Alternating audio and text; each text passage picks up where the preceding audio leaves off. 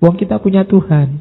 Yang penting kita sungguh-sungguh serius berusaha, apakah itu berusaha cari ilmu atau besok berusaha untuk bekerja, Allah pasti membuka jalan. Mengaji Hening bersama Dr. Fahrudin Faiz. Mari kita simak. Ini kalau tadi keutamaan ilmu, ada beberapa juga Mbak Hasim ngomong keutamaan ulama. Yang jelas dunia ini masih tertib, masih berputar dalam hukumnya atas jasa para ulama. Yo alim itu kan ilmunya tidak cuma ilmu agama. Ada alim di bidang fisika, di bidang matematika, di bidang biologi. Mereka ini kan yang penyangga tertibnya dunia, orang-orang yang berilmu. Nah, katanya Nabi, dunia ini akan hancur karena lenyapnya ulama. Semakin berkurang ilmuwan, dunia ini akan semakin ruwet. Ilmuwannya berkurang, politikusnya tambah. Bisnismennya tambah. Oh, itu alamat sudah dunia semakin lama semakin kacau. Karena ilmuwan tidak terlalu menjanjikan. Uangnya kecil, terus orang berlomba-lomba. Yang ilmuwan nanti masuk dunia politik atau masuk dunia bisnis. Akhirnya kita banyak kehilangan ulama. Dalam tanda petik. Ulama dalam berbagai bidang. Akhirnya apa? Dunia hancur. Kenapa? Karena pada akhirnya urusan-urusan dunia diserahkan pada orang yang tidak ngerti ilmunya. Itu maksudnya hadis itu. Ketika urusan sudah diserahkan pada orang yang tidak ngerti ilmunya, hasilnya ya mesti rusak. Kenapa kok nggak diserahkan pada yang ngerti ilmunya? Yang ngerti ilmunya sudah pergi, entah pergi ke bidang yang lain, yang lebih profit, yang lebih banyak hasilnya, atau meninggal. Jadi ulama itu pentingnya adalah dialah yang menyelenggarakan tanggung jawab kekhalifahan di muka bumi. Kalau mereka ini pergi semua, ya yang terjadi kekacauan demi kekacauan. Kalau tidak percaya, silahkan kamu cek ada masalah ruwet apa di Indonesia. Itu mesti akarnya ketika yang ahlinya tidak ada. Yang jadi ilmuwannya tidak ada. Atau ada tapi tidak ikut campur. Atau ikut campur tapi tidak dipercaya. Atau ikut campur dan dipercaya tapi banyak tekanan. Oke. Maka Nabi mengingatkan itu. Makanya kita hargai ulama itu antara lain dengan cara kita posisikan para ulama itu pada makomnya sebagai ulama. Tidak hanya dihargai dalam arti tidak boleh dicaci maki, itu ya pastilah. Tapi ada yang lebih penting, kita posisikan mereka dalam porsinya dan proporsinya. Karena mereka lah nanti yang menjalankan tanggung jawab tertibnya dunia ini. Ini saya lupa dulu, hadis ini pernah saya sampaikan waktu tema para filosof muslim. Saya lupa di tokoh siapa. Jadi hati-hati, banyak orang yang cara berilmunya keliru.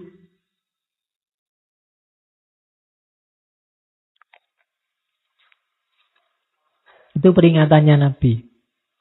Man tolabal ilma liyujadilal ulama wa yumariya bihis sufaha wa yasrifa bihi wujuhan nasi ilaihi. Kalau ada orang nyari ilmu niatnya 3 ini, adkholahun nar. Barang siapa mencari ilmu, tujuannya yang pertama untuk mendebat para ulama. Jadi mungkin ada ulama atau tokoh apa yang tidak kamu setujui pikirannya, terus kamu cari-carikan dalil, kamu cari-carikan alasan untuk membantah pikirannya. Jadi tujuanmu cari ilmu hanya untuk membantah, hanya untuk mendebat. Wa yumari bihis sufaha, atau untuk menipu orang-orang bodoh. Membuat mereka terpesona. Wah, pinter banget orang ini. Wah, orang ini kalau ngomong enak sekali. Wow. Wa yumari bihis sufaha. Wa yasrifa bihi wujuhan nas ilaihi. Yasrifa bihi wujuhan nas itu dan berpaling padanya wajah-wajah orang lain. Maksudnya apa? Popularitas. Ingin terkenal. Jadi nyari ilmu tujuannya untuk menang debat, tujuannya untuk menipu orang lain, menipu orang yang tidak ngerti, biar mereka gampang diatur, gampang diarahkan, atau hanya ini nyari popularitas, hasil akhirnya neraka. Adkholahun nar. Maka hati-hati tadi dengan niat. Bahwa ada temanmu atau gurumu atau ustadzmu yang tidak kamu setujui gagasannya, tidak masalah. Tapi jangan gara-gara itu terus kamu cari-carikan dalil. Beda loh ya, mencari dalil dengan mencari-cari dalil. Kalau mencari-cari dalil, nyari yang cocok. Yang tidak cocok dibuang. Tapi kalau mencari dalil, sifatnya lebih objektif. Cari-cari alasan dengan mencari alasan kan beda. Mengapa kamu begitu? Terus, Pak, alasannya gini loh Pak. Itu jelas. Tapi kalau mencari-cari itu kamu bikin-bikin alasannya. Nah, liyujadila bihil ulama itu untuk kamu pengen debat, pengen nyari-nyari biar ulama kelihatan bodohnya. Nanti tak tunjukkan dalilnya. Oh, orang ini bodoh sekali. Baru ngerti segitu aja berani-beraninya ngomong. Saya tak carikan. Kalau niatnya itu, atau niatnya biar anak yang tidak ngerti itu terpesona semua. Biar teman-temanmu wow semua. Wow, pinter banget. Aku tidak ada apa-apanya dibanding dia. Wa yasrifa bihis, wa yumari bihis sufaha. Orang-orang bodoh terpesona, tertipu. Dan terus kamu dapat popularitas. Mungkin kamu diundang ceramah kemana-mana, masuk TV, atau disuruh khutbah Jumat di mana-mana. Sekali Jumat bisa 2-3 kali. Oke. Nah itu berarti ya tujuannya hanya popularitas, maka adkholahun nar. Dulu kita pernah ngaji orang sofis, kelompok sofisme. Boleh dibuka lagi sesi sofisme. 3 ciri ini jadi karakternya orang sofis. Berdebat, pamer, dapat popularitas, terus dia mengambil keuntungan dari ilmunya. Jadi jangan sampai ini terjadi. Man talabal ilma liyujadila bihil ulama wa yumari bihis sufaha wa yasrifa bihi wujuhan nas ilaihi adkholahun nar. Nabi mewanti-wanti jangan sampai nyari ilmu kita itu. Baru masuk sekarang akhlaknya muta'alim. Nanti yang alim ada di belakang. Oke, sebelum mencari ilmu seorang muta'alim, yang pertama tazkiyatun nafas. Ayo hati kita dibersihkan. Jangan niat macam-macam lah, apalagi yang sifatnya duniawi, apalagi duniawi yang jelek. Jangan ada unsur menipu, kotor, dendam. Nyari ilmu karena dendam kan bisa. Kurang ajar kok temanku IP-nya bagus, besok tak ulang, tak balap IP-nya. Nah, itu nanti nyari ilmu karena dendam. Atau hasud, iri. Alah, baru ngerti gitu aja pamer. Aku juga bisa kalau cuma ngomong kayak gitu, itu hasud namanya. Tidak suka kalau temennya pinter dan seneng kalau temennya lebih bodoh dari dia. Itu namanya hasud. Kemudian jangan sampai untuk niat hal-hal yang tidak baik atau budi pekerti yang tidak baik, yang jelek, pokoknya kita bersihkan semua. Terus kita masuk ke dunia ilmu. Jadi seperti saya bilang di depan, karakternya tidak dicari di tengah saat cari ilmu, tapi sebelumnya. Karakter kita harus jernih.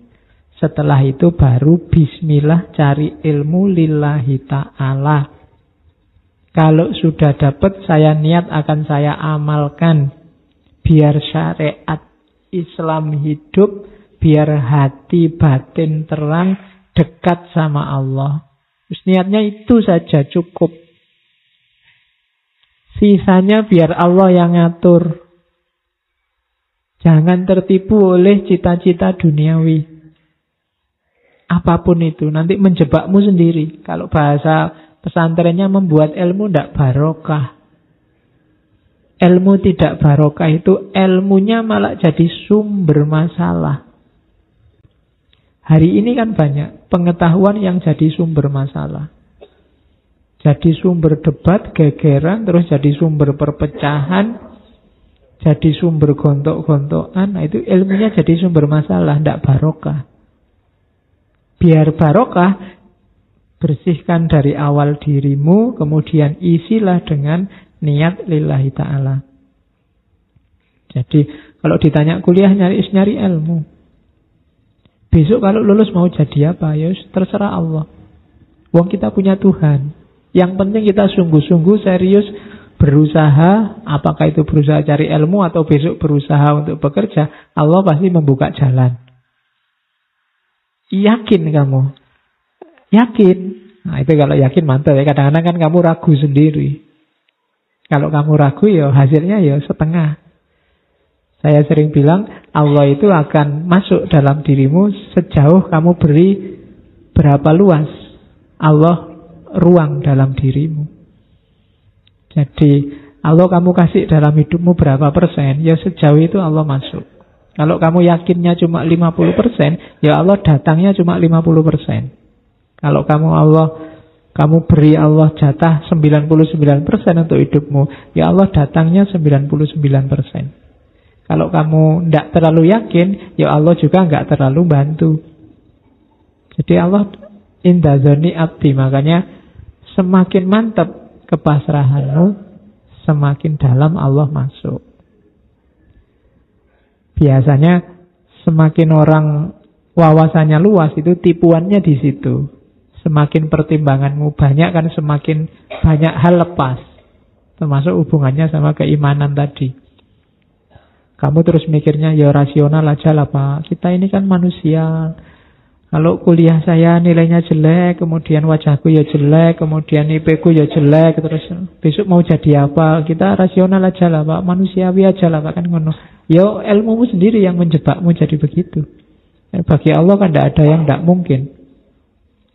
Saya kuliahnya filsafat Pak, besok mau jadi apa? Di lowongan manapun tidak ada, dicari. Ya kan? Dicari seorang filosof itu tidak ada. Ya kan? Saya ngertinya belajarnya ilmu tasawuf Pak. Buka koran tidak ada dicari seorang sufi. Ya, nah kerjanya apa Pak saya itu? Ya sampai segitu nanti Allah intervensi dalam hidup. Maka yakinlah, tidak usah khawatir. Jokowi pengusaha mebel bisa jadi presiden. Ya kan? Soeharto prajurit pangkatnya apa jadi presiden. Soekarno orator pejuang jadi presiden. Megawati, Ibu Megawati ya bisa jadi presiden. Gus Dur dengan karakternya bisa jadi presiden. Habibie masih kecil jadi presiden. Ya, memang orangnya kecil. Jadi tidak usah khawatir kalau urusan itu. Tugasmu cuma berusaha aja semaksimal mungkin nyari ilmu, nyari rezeki. Kalau besok kerja pasrahkan pada Allah. Allah yang ngatur. Oke, jadi nyari ilmu yang pertama bersihkan diri, niatlah yang baik. Setelah itu baru ini adab sebenarnya, tapi di adabul alim dijadikan satu, akhlak sama adab. Ya bahasa umumnya memang attitude, perilaku. Yang pertama, untuk membantu niat yang baik tadi, jangan menunda-nunda. Ini penyakit yang banyak kita alami sebenarnya. Tidak segera dikasih tugas oleh dosennya, nanti di pertemuan ke-13, ya nggarapnya malam sebelum pertemuan ke-13. Akhirnya kesusu-susu. Begitu waktunya presentasi, oh tadi malam lampunya mati ya Pak. Alasannya gitu. Terus belum di-print ya Pak, printer saya kok yang ngadat. Kalau pas nge-print makalah mesti ngadat Pak. Kalau yang lain enggak. Jadi enggak, kenapa kok enggak kemarin-kemarin? Kita menunda-nunda. Ada tugas nulis ya ditunda-tunda. Kalau kepepet baru senyampe-nyampeknya. Segeralah. Karena petunjuk Al-Quran, fa'idha faragta fansab. Kalau kerjaanmu yang ini selesai, kamu bisa ganti yang lain segera. Dan nanti kamu akan produktif, karyamu banyak. Kalau kerjaan satu itu nggak selesai-selesai, ya sudah. Mau nulis, semangat Pak nulis. Begitu pegang laptop, terus sebentar Pak buka Facebook dulu. Ya kan? Terus baca postingannya orang, ikut ngomentari, terus buka yang lain. Loh kok ada yang bagus postingannya? Akhirnya nggak situ nulis. Karena begitu. Mau baca juga begitu. Begitu lihat HP kok WA banyak yang ribut apa ini, terus nggak jadi. Jadi jangan ditunda belajarmu, urusan ilmu. Segerakan, dahulukan. Kalau sudah selesai, pengen Facebookan sebentar, main WA sebentar, monggo. Tapi tugasmu selesai, kamu bisa ganti ke tugas yang lain. Jadi nasihatnya Mbak Asim, yuk bersegera. Terus qanaah. Itu gandengannya niat lillahi ta'ala tadi, itu qanaah. Qanaah itu tidak banyak keinginan dan angan-angan. Mikirnya gak usah aneh-aneh, membayangkan yang macam-macam, wis pokoknya sinau aja. Terima aja apapun hasilnya dalam hidupmu tentang apapun. Karena biasanya kalau kamu nggak qanaah, sangat banyak hal yang bisa kamu jadikan alasan untuk tidak serius cari ilmu. Pak, ya enak temanku itu duitnya banyak Pak, bisa beli buku terus. Saya nggak bisa. Alasan. Pak, ya enak dia Pak, karena kos-kosannya enak, nggak terganggu, belajarnya tenang. Saya ini kos-kosan cahe kaya setan kabeh. Misalnya. Ya kan kamu sering gitu tuh mengeluh. Semua jadi alasan. Karena kamu tidak qanaah. Jadi segera dikerjakan dan qanaahlah terhadap situasimu. Tidak usah. Kenapa kamu jadi mengeluh? Karena kamu ingin banyak hal yang tidak kamu miliki. Nanti kalau kamu memiliki yang kamu inginkan yang lain dan tidak ada habisnya. Kalau kayak dia enak Pak, laptopnya edisi terbaru, mau download, mau apa-apa cepet. Saya ini laptopnya masih laptop lama Pak, sering hang, masih harus dipukul-pukul, masih harus digoyang-goyang. Nah, ya, selalu mengeluh. Oke, jadi yang kedua qanaah. Terima situasi sekelilingmu, atasi itu. Tidak usah terlalu banyak berangan-angan. Karena terlalu banyak berangan-angan, keinginan macam-macam, biasanya terus tidak jalan.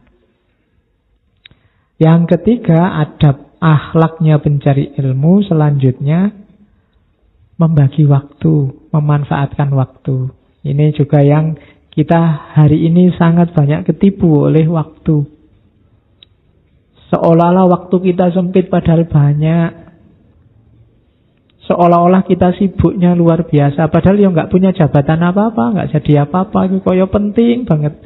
Terus waktunya susah, wah kapan ya Pak saya bisa mulai nulis?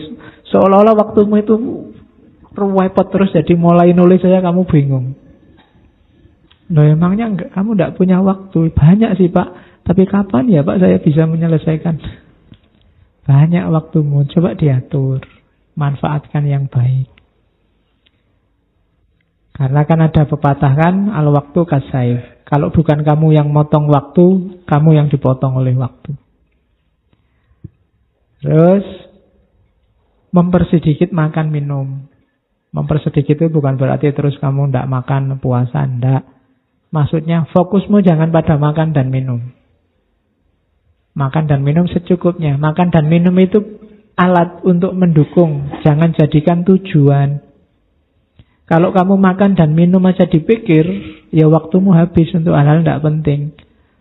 Habis sarapan sudah mikir nanti siang makan apa ya, di mana ya, ya sudah. Apalagi yang masak sendiri itu mikirnya sudah jam per jam itu mikir masak apa, makan apa, di warung mana. Nanti habis makan siang, wah ini siang ini makan ini enaknya malamnya di mana ya. Nanti kalau ke sana, enggak.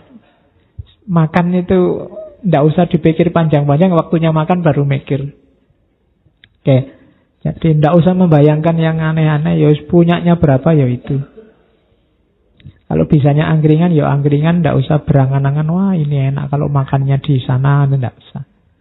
Pokoknya makan jangan jadi pikiran. Makan dan minum nggak usah jadi beban. Terus makanya istilahnya mempersedikit kuantitas maupun kualitas. Biar kamu tidak sibuk di situ. Terus wirai itu jelas. Menjaga diri dari tadi yang tidak jelas, yang subhat, yang bisa merusak diri kita.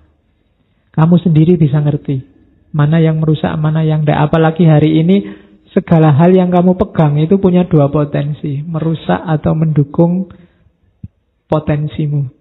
Kamu yang memainkan HP-mu, laptopmu, bahkan temanmu, dosenmu, kampusmu, itu bisa memainkan dua peran. Tinggal kamu milih peran yang mana. Temanmu dia bisa mendukungmu, bisa merusakmu. HP bisa mendukungmu, bisa merusakmu. Maka terapkan model wirai, jaga diri. Seorang sufi bilang caramu untuk bisa wirai adalah malulah pada Allah. Orang yang punya malu terhadap Allah itu biasanya hidupnya lebih terjaga. Kita biasanya malunya hanya pada manusia. Sama Allah kita sering tidak malu. Kita tahu Allah ngerti apapun yang kita lakukan, tapi kan kita tidak pernah malu. Kalau pas dosa, loh Allah ngerti loh kalau kamu gitu. Tenang aja, Allah kan nggak cerewet. Kita lebih santai kalau Allah yang tahu. Kalau kamu bisa punya rasa malu pada Allah, malu dilihat Allah, hidupmu akan luar biasa. Tidak usah banyak orang nasihati kamu, nuntun kamu sudah otomatis tertib hidupmu. Kesadaran dan rasa malu di hadapan Allah itu luar biasa. Terus yang selanjutnya, tidak banyak tidur. Tidak banyak waktu terbuang sia-sia untuk tidur. Tidur itu normal sajalah, maksimal 8 jam. 8 jam itu sudah sepertiga umurmu dalam sehari. Sehari cuma 24. Kalau kamu tidurnya 7, 8 itu sudah. Wah saya kalau malam jarang tidur Pak. Ya podo wae, kalau pagi sampai siang kamu tidur. Total-totalannya biasanya lebih panjang malahan kadang-kadang. Jadi jangan banyak tidur. Apalagi di jam-jam produktif. Kamu sendiri yang bisa manajemen waktunya.